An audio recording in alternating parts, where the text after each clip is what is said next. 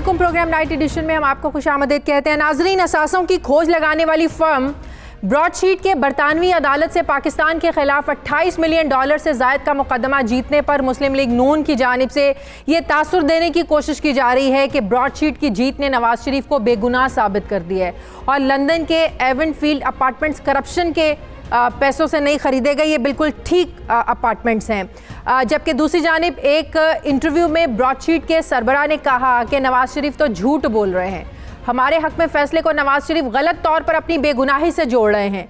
Broadsheet के सरबराह की तरफ से ये दावा भी किया गया कि नवाज शरीफ ने असासों की तहकीकात रोकने के लिए उन्हें रिश्वत की पेशकश की थी। ब्रॉडशीट के सरबराह ये समझते हैं कि अगर इमरान खान चाहें तो करप्ट अनासिर के खिलाफ वो इन्वेस्टिगेट करने के लिए अब भी नैब की मदद कर सकते हैं। अब एक बात पर तो हुकूमत और ब्रॉडशीट मुत्तफिक दिखाई दे रहे हैं कि नवाज शरीफ बेगुनाह साबित नहीं हुए। दूसरी तरफ ये पूछा जा रहा है कि फिर ब्रॉडशीट को जो $28 मिलियन की रकम दी, इसकी क्या वजह है, इतनी बड़ी रकम क्यों अदा की गई?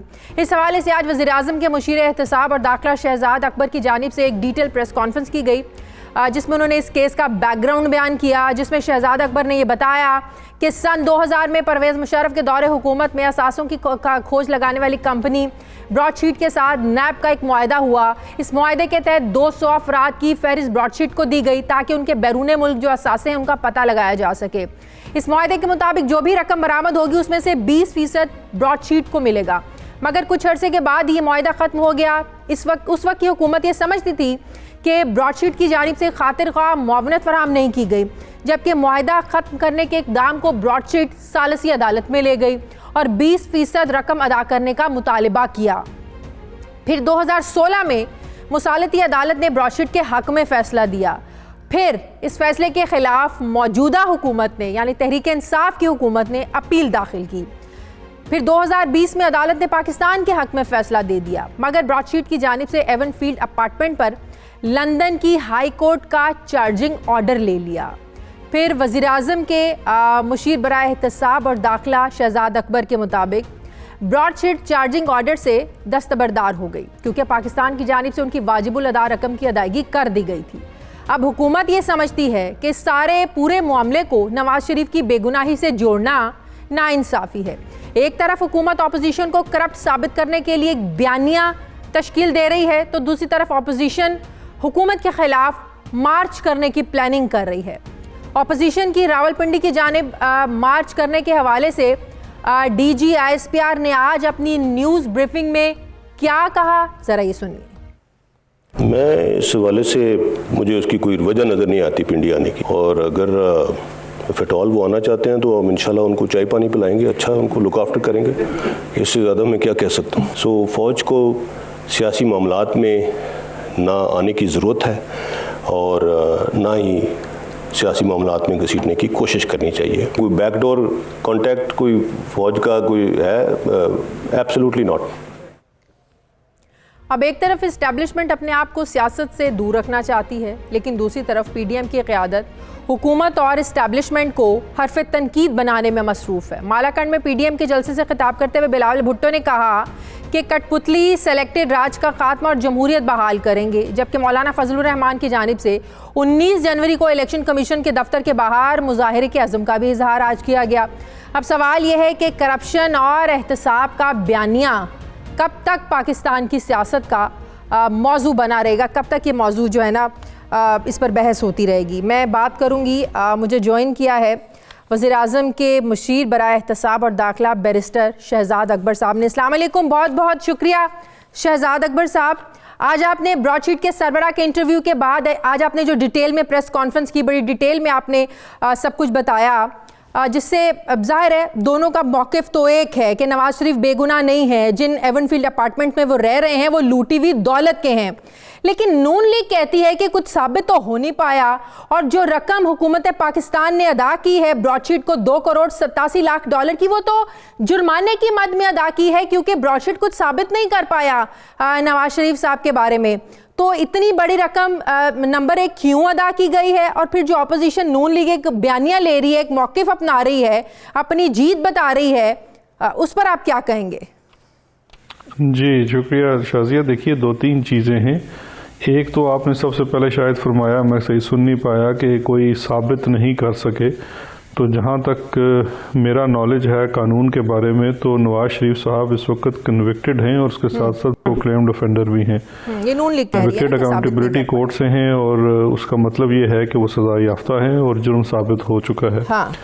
دوسری جہاں تک براڈ شیٹ کے اوپر جو مسلم لیگ نون کے لوگ یہ کہنا چاہ رہے ہیں کہ براڈ شیٹ کچھ ثابت نہیں کر پایا، دیکھیے یہ میں آج اپنی پریس کانفرنس میں بھی بات کی کہ براڈ شیٹ کا معاملہ آربیٹریشن کا آل ٹوگیدر ایک سیپریٹ ایشو تھا، لیکن نون لیگ نے خواہ مخواہ اس میں اپنے آپ کو پھر ایک دفعہ ذلیل کروانے کا اور اپنی قیادت کو ذلیل کروانے کا سہرا اٹھا لیا، جس کا میں سمجھتا ہوں ڈراپ سین یہاں پہ ہوا کہ جب اس براڈ شیٹ کے سربراہ کا ایک بیان بھی آ گیا اور اس نے بھی کہہ دیا کہ نواز شریف جھوٹ بول رہا ہے، بلکہ اس نے یہاں تک کہہ دیا کہ نواز شریف کا کوئی نیفیو جو ہے وہ آ کے ان کو رشوت بھی دینے کی کوشش کرتا رہا.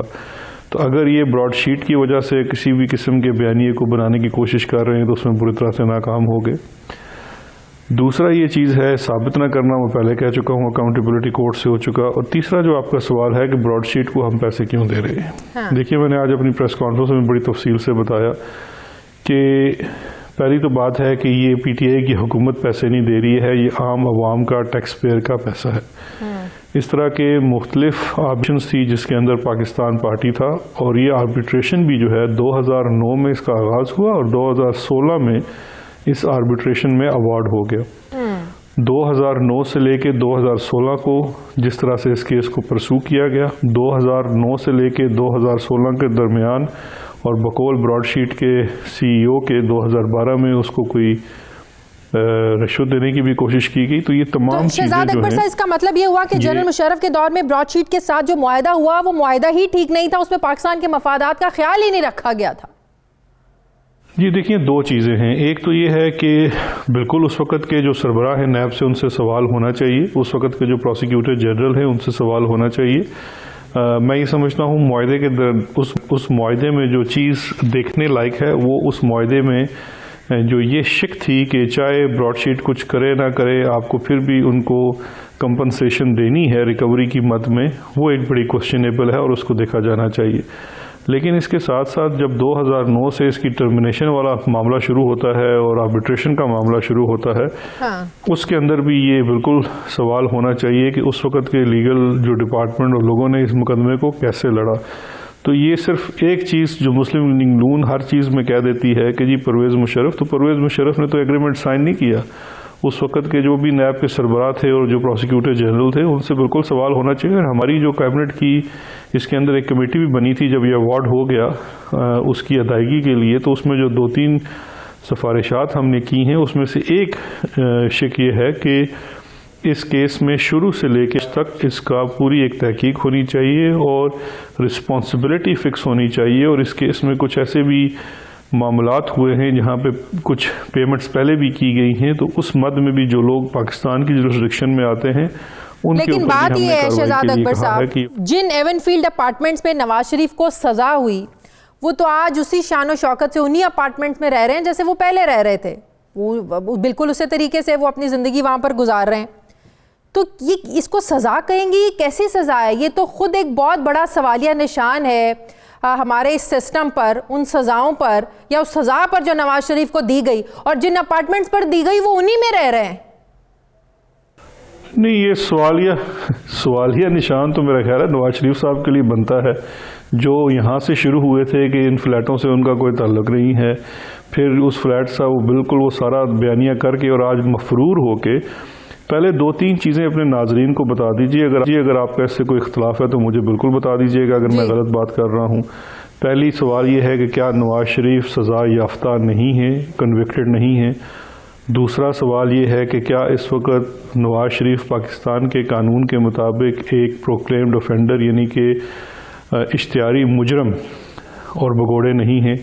اگر یہ چیزیں ہیں تو اس پہ اب یہ والا سوالیہ نشان تو بہت بڑا اس شخص کی کریڈیبلٹی کے لیے ہے اور اس شخص کی فالو کرنے والی وہ تمام لوگ جو اپنے آپ کو سو کالڈ سیاسی کارکن یا جماعت کہتے ہیں ان کے لیے بھی ہے کہ یا تو آپ پاکستان کے قانون اور آئین کو مانتے ہیں یا نہیں مانتے ہیں.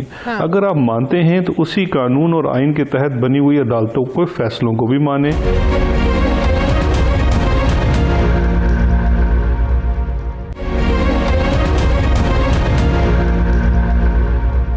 کہتے ہیں کہ ہمارے دور میں نیب کی جو ریکوریز ہیں یہ زیادہ ہوئی ہیں، اس پر آپ لوگوں پر بہت زیادہ کرٹیسائز اس چیز کو کیا جاتا ہے، تنقید کی جاتی ہے کہ بھائی نیب ایک خود مختار ادارہ ہے، آپ لوگ بھائی کیسے آپ لوگ کریڈٹ لے سکتے ہیں؟ نیب خود کارروائی کرتا ہے، نیب خود کیسز بناتا ہے، جب نیب ایک انڈیپینڈنٹ ادارہ ہے تو آپ لوگ کیوں کریڈٹ لینے کی کوشش کرتے ہیں؟ کیوں کہتے ہیں کہ جب سے وزیر اعظم عمران خان آئے ہیں تو نیب جو ہے وہ زیادہ ریکوریز کر رہا ہے، تو جس سے تاثر بھی یہ ملتا ہے اور سوال بھی یہ اٹھتا ہے کہ نیب کو کیا عمران خان صاحب کا پریشر ہے؟ نہیں دیکھیں، اگر تو دو چیزیں ہیں شازیہ. ایک چیز تو سب سے پہلے یہ ہے کہ ہم لوگ آ کے کیوں اس کے اوپر بات کرتے ہیں کرپشن کے اوپر، اور کیوں اس کے اوپر آ کے بات کرتے ہیں کے اوپر میں بڑا واضح طور پہ بتانا چاہتا ہوں. پہلی تو بات ہے کہ پاکستان کی عوام نے پاکستان تحریک انصاف کو انہی کرپٹ عناصر کے خلاف الیکٹ کیا ہے اور ایک مینڈیٹ لے کے آئے ہیں اینٹی کرپشن اور اکاؤنٹیبلٹی کا، تو ہم اس مینڈیٹ کی بات پہ بات کرتے ہیں.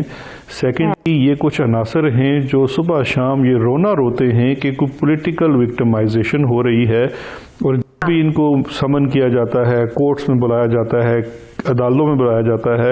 اب نیب جو آپ کو بلایا جاتا ہے تو آپ 400 لوگوں کا جتھا لے کے اگر آپ چلے جاتے ہیں اور اس کے اوپر حملہ آور ہوتے ہیں اور یہ امپریشن دیتے ہیں کہ جیسے آپ کی کوئی پولیٹیکل وکٹمائزیشن ہو رہی ہے، تو یہ بڑا اہم ہے کہ ان کا جواب دیا جائے اور عوام کو بتایا جائے کہ ان کے مقدمات کے معاملات کیا ہیں. کیونکہ یہ خود سے آ کے کہتے ہیں، یہ آج کہنا بند کر دیں ان کی پولیٹیکل وکٹمائزیشن ہے، صبح ہم ان کی پریس کانفرنسز بند کر دیں گے.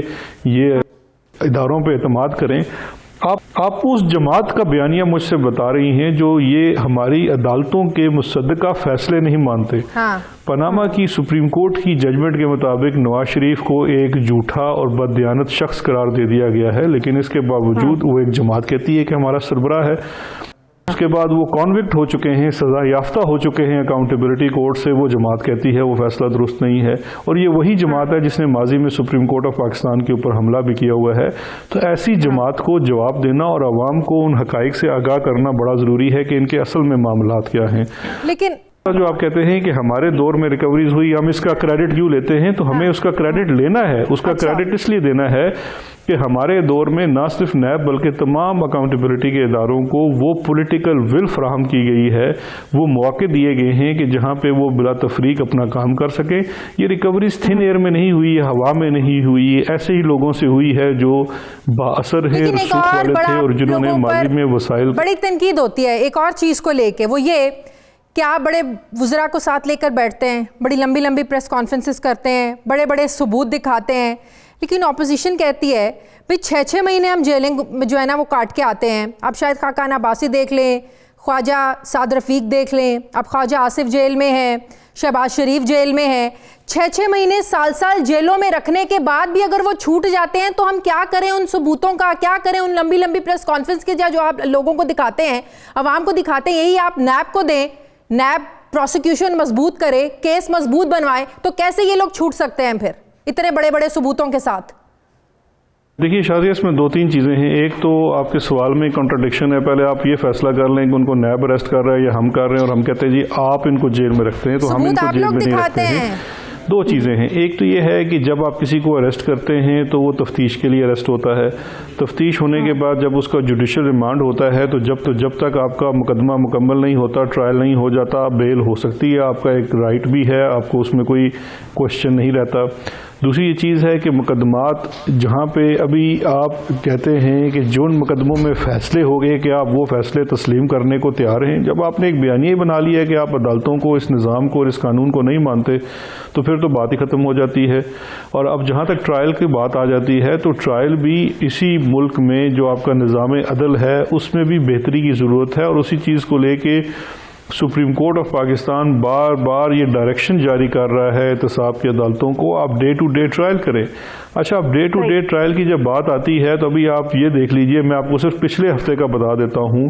ایک سرٹیفکیٹ بھجوا دیا جی کہ میری ٹانگ میں درد ہے، میرے ناک میں درد ہے، میرے پیٹ ٹھیک نہیں ہے، میں نے رات کو کھانا زیادہ کھا لیا تھا تو میں عدالت میں سکتا، میرا وکیل سپریم کورٹ چلا گیا ہے، وہ وہاں مصروف ہے. آپ کو درخواست کروں گا آپ نکلوائیے ان کی جو آرڈر شیٹس ہیں کورٹس کے اندر کس قسم کے ہیلے بہانے کر کے یہ ڈیٹس لیتے ہیں. پروسیکیوشن بھی اپنا پورا زور لگاتی ہے لیکن ہر دفعہ ہر چوتھے دن تیسرے دن آپ جب ڈیلینگ ٹیکٹکس جو ہیں ان کے اوپر بھی ذرا روشنی ڈالی جانی چاہیے. اس کے اوپر بھی مجھے یہ بتائیں شہزاد اکبر صاحب خواجہ آصف کا کیس کتنا سٹرونگ ہے, کتنا سنجیدہ کیس ہے خواجہ آصف کا؟ دیکھیے اس کیس میں خواجہ صاحب کا بڑا سیریس کیس ہے. ایک شخص جو یہ کہتا ہے کہ جی میں ملک میں وزیر داخلہ بھی ہوں, وزیر بجلی پانی بھی ہوں اور میں وزیر دفاع بھی ہوں اور ساتھ ساتھ میں 22 لاکھ روپے ماہانہ پہ دبئی کی کمپنی میں کام بھی کرتا ہوں اور اس کے عوض یہ پیسے ہیں اور جو مجھے کیش کی صورت میں دیتے ہیں. اور یہ اس کیس کا صرف ایک سیگمنٹ ہے. ابھی جو نیب کی ریمانڈ کی اپلیکیشن ہے اس میں آپ دیکھیے 48 اکاؤنٹس کا ذکر کیا گیا جس کے اندر کیش کی ٹرانزیکشنز ہو رہی ہیں. آپ کا کیا سوال کرنا بنتا نہیں ہے کہ وزیر دفاع ہو ایک ملک کا اور وہ بیرونی کسی کمپنی سے وہ اس کو 22 لاکھ روپیہ ماہانہ تنخواہ آ رہی ہو جو کہ دکھائی جا رہی ہے اقامہ کی میں وہ ایک منی لانڈرنگ ٹول ہے. آج تک کوئی ثبوت فراہم نہیں کر سکے خواجہ آصف صاحب کہ وہ ان کو بینک ٹو بینک ٹرانزیکشن ہوئی یا اس کمپنی نے ان کو سیلری کی مد میں دی. وہ کیش ہی ان کے اکاؤنٹ میں ٹرانسفر ہو رہا ہے اور خواجہ صاحب خود بتا چکے ہیں جی کہ میں تو کیش میں وصول کرتا تھا.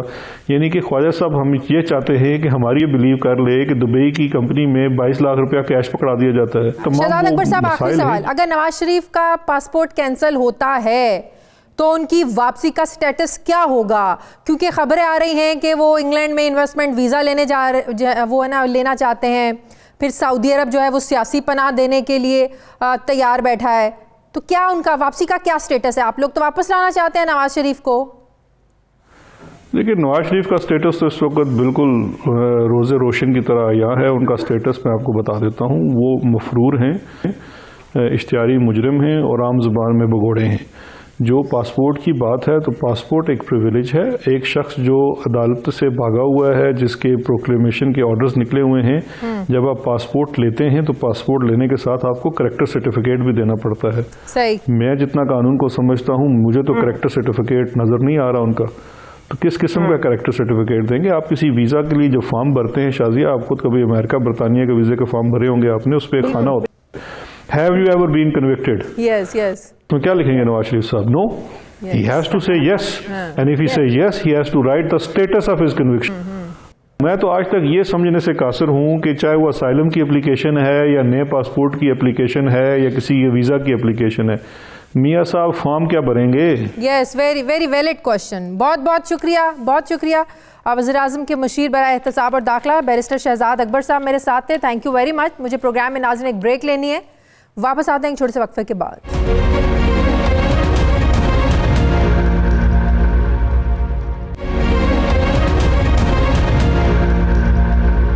بریک کے بعد ایک بار پھر سے آپ کو خوش آمدید کہتے ہیں. ناظرین, D G I S P R نے آج پریس کانفرنس کرتے ہوئے گزشتہ ایک دہائی میں پاکستان کو درپیش جو چیلنجز تھے ان کا جائزہ پیش کیا اور دہشت گردی کی جنگ میں پاک فوج کی کامیابیوں سمیت بھارت کے پاکستان مخالف پروپیگنڈے کی اصلیت بھی ایک بار پھر سے دنیا کے سامنے بے نقاب کی.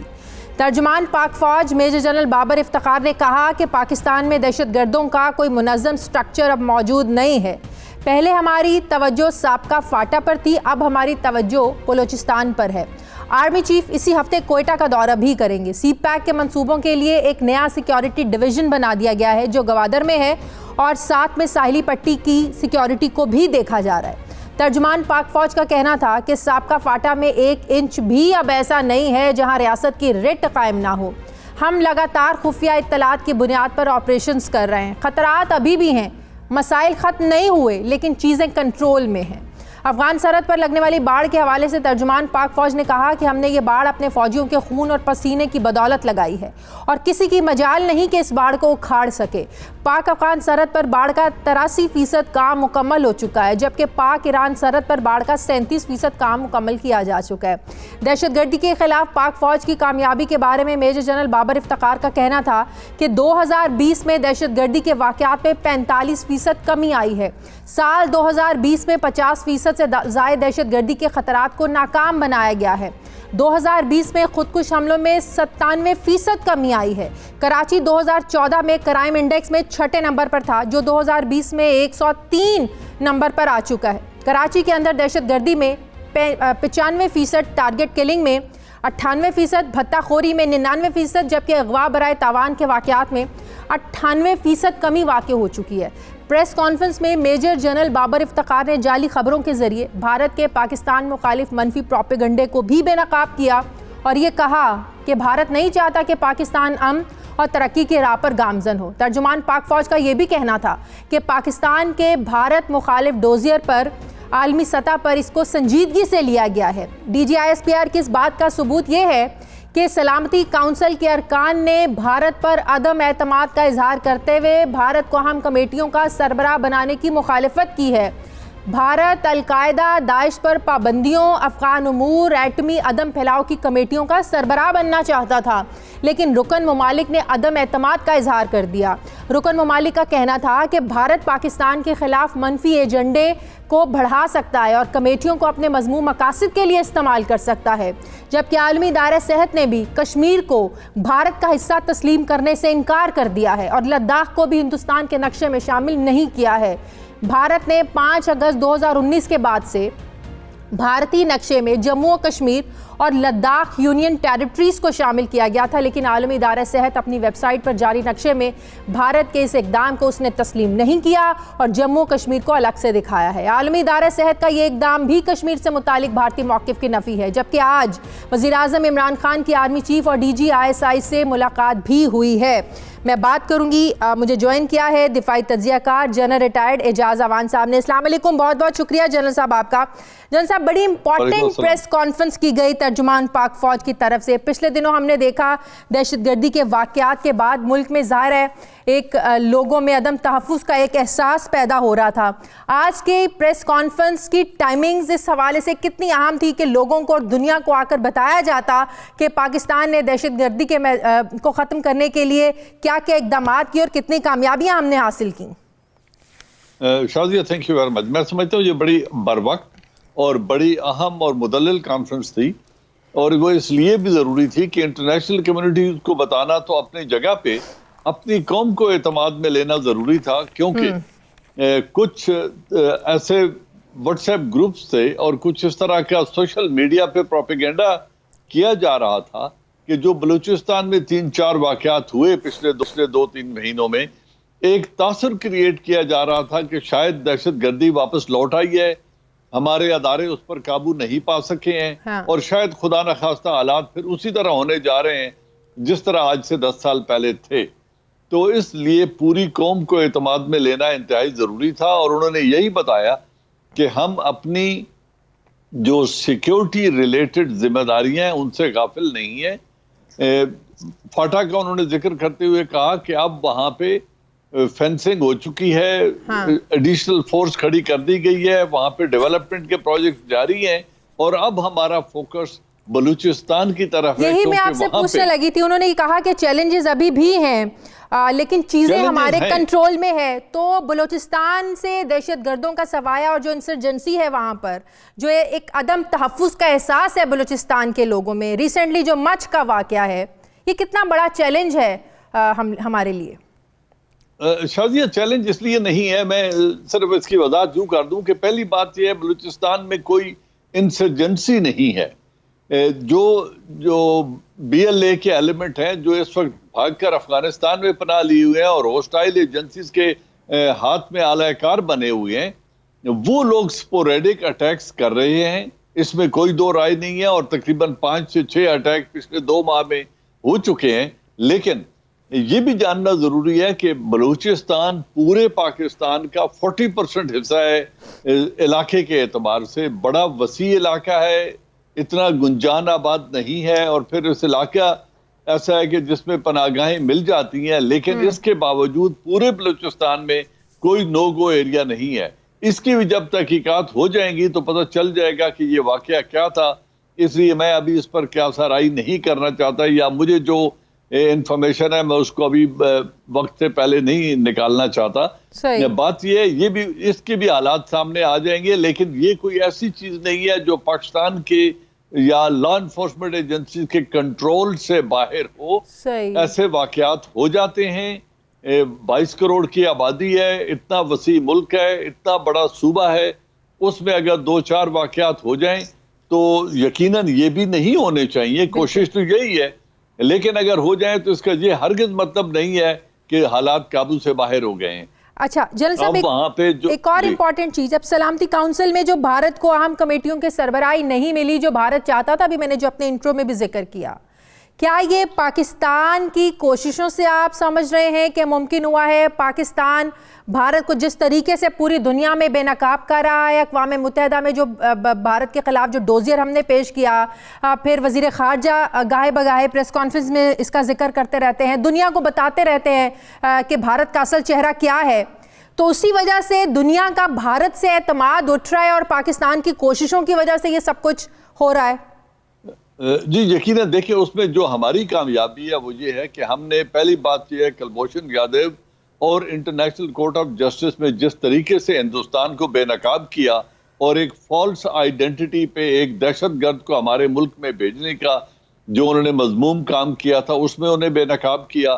پھر ایک جو یورپین یونین کی ڈس انفو لیب کی جو رپورٹ آئی ہے اس سے انڈیا بہت ڈسکریڈٹ ہوا ہے, اور یہی وجہ ہے کہ اب انٹرنیشنل جو آرگنائزیشنز ہیں وہ بھی اس کو وہ پوزیشن یا وہ مقام دینے کو تیار نہیں ہے جس کا وہ خواہاں ہے.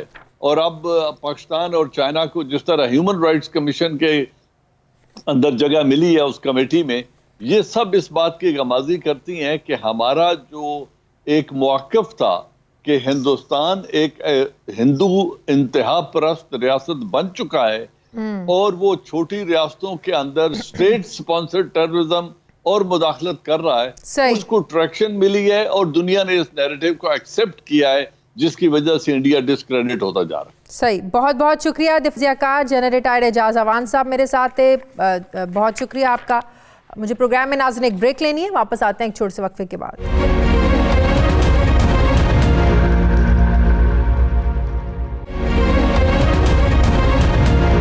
بریک کے بعد ایک بار پھر سے آپ کو خوش آمدید کہتے ہیں. ناظرین, ہر گزرتے دن کے ساتھ جہاں مہنگائی بڑھ رہی ہے وہیں چینی کی قیمت بھی آسمان سے باتیں کر رہی ہے. حکومت کی تمام تر کوششوں اور تمام تر دعووں کے باوجود چینی کی قیمت کم نہیں ہو سکی ہے.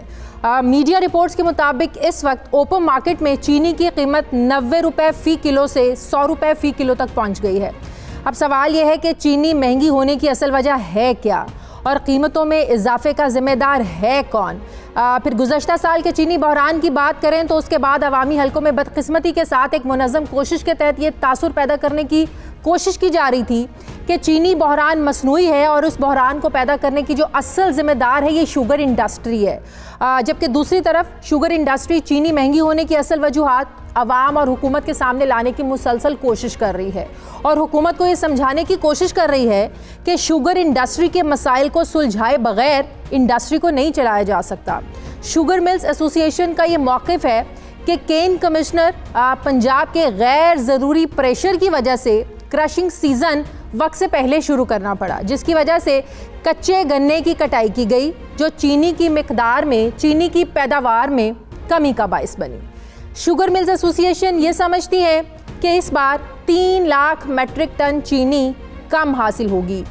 شوگر انڈسٹری کے مطابق حکومت نے گنے کی فی من قیمت 200 روپے فی من مقرر کی ہے, لیکن کین کمشنر پنجاب کے فرائض میں غفلت برتنے کی وجہ سے گنے کی جو فی من قیمت ہے یہ 300 روپے تک پہنچ گئی ہے, جس کی وجہ سے چینی کی قیمت میں اضافہ ہوا.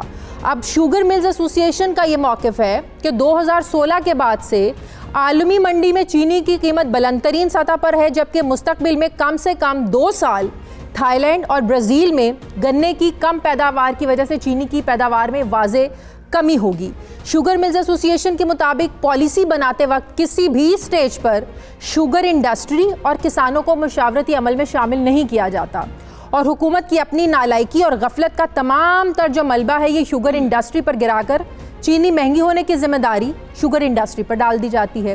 شوگر ملز ایسوسی ایشن یہ سمجھتی ہے کہ کسان اور شوگر انڈسٹری گاڑی کے 2 پہیے ہیں. گاڑی تبھی بہتر چلے گی جب توازن برقرار ہوگا, دونوں میں کوارڈینیشن ہوگی.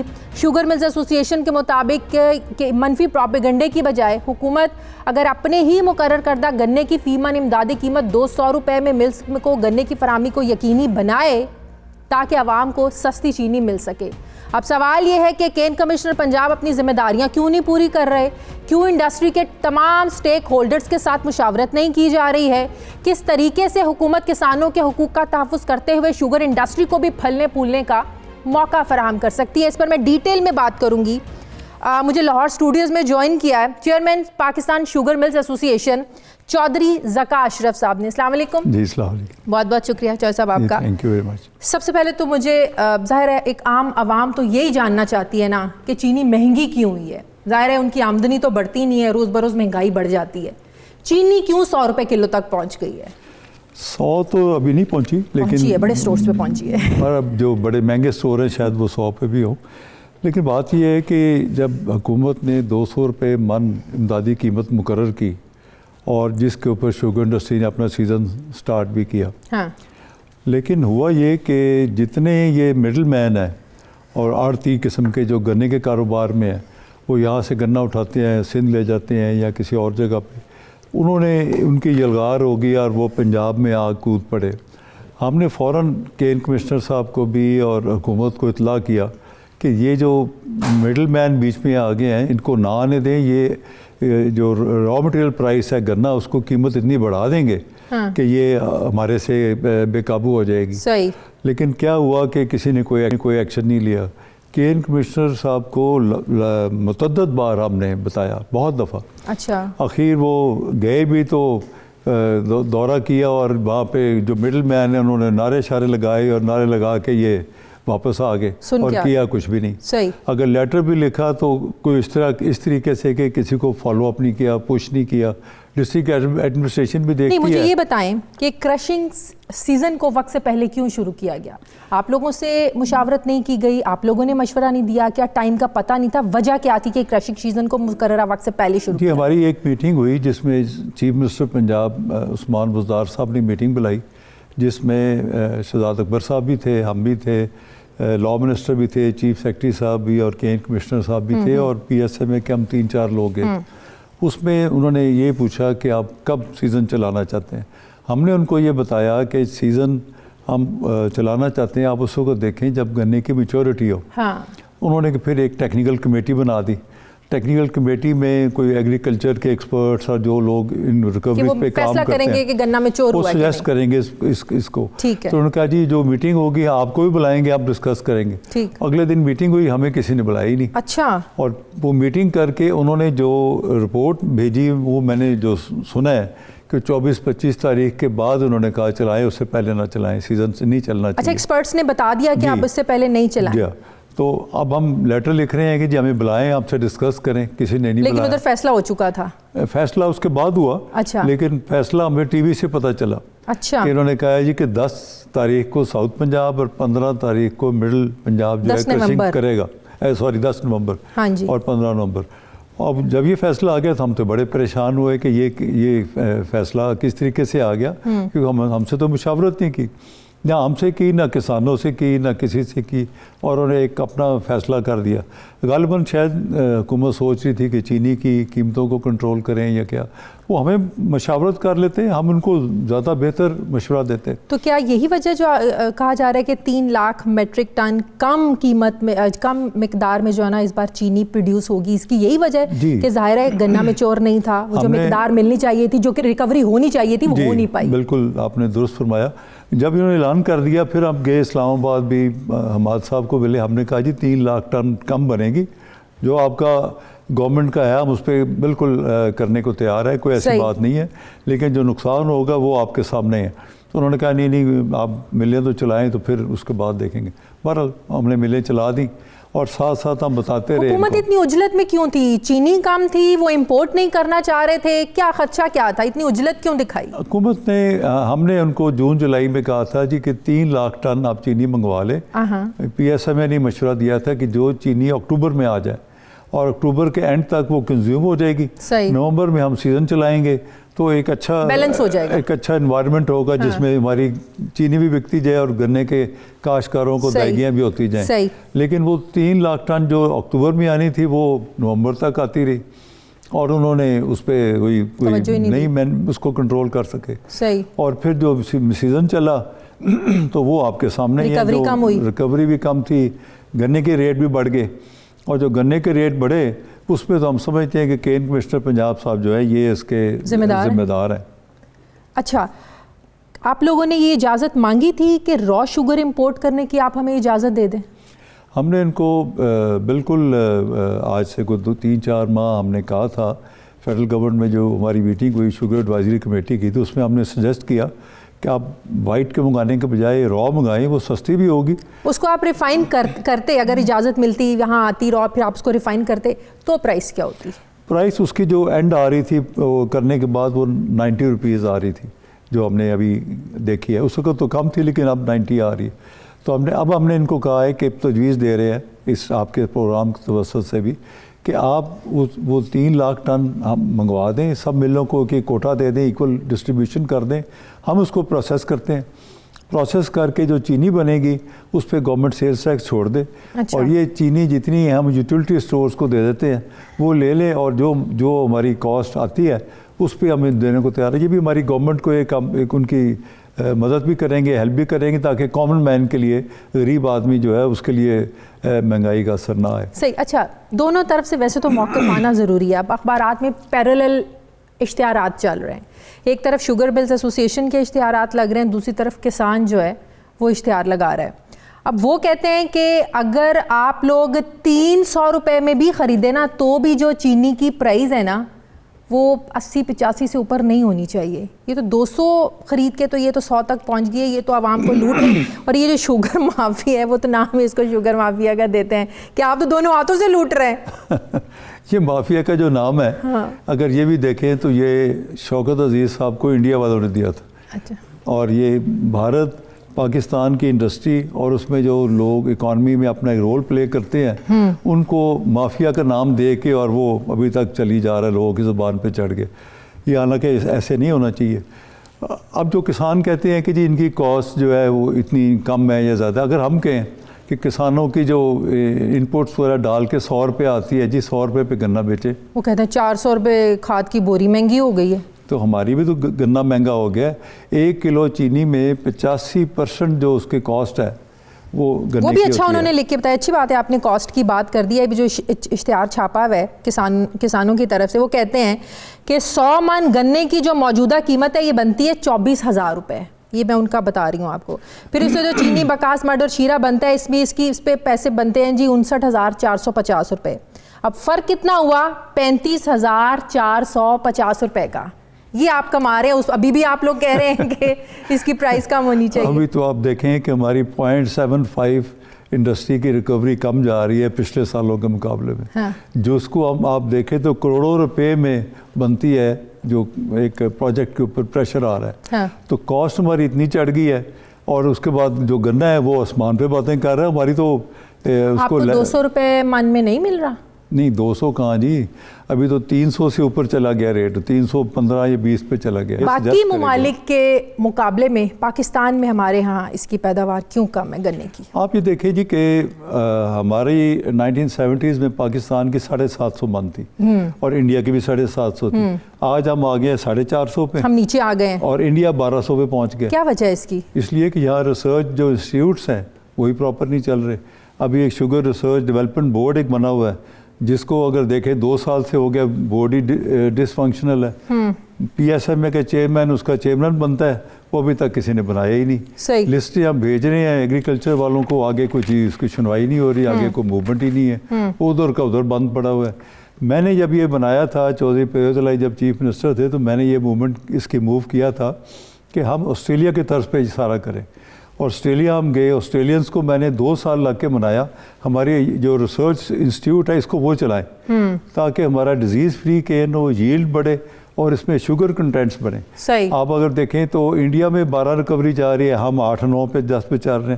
آپ کی جو اشتہار ہے اس میں 13, 14, 15 لکھی ہوئی ہے، تو میرے خیال میں یہ نہیں پتا کہ یہ کون سے ملک کی ریکوری لا رہے ہیں، کہ کسی ملک میں بھی اس طرح نہیں ہے۔ تو یہ تو ایسے ہی ہے، دوسرے کے برتن میں زیادہ نظر آتا ہے۔ آخری سوال، چینی مہنگی ہونے میں ذخیرہ اندوزی کتنا بڑا فیکٹر ہے؟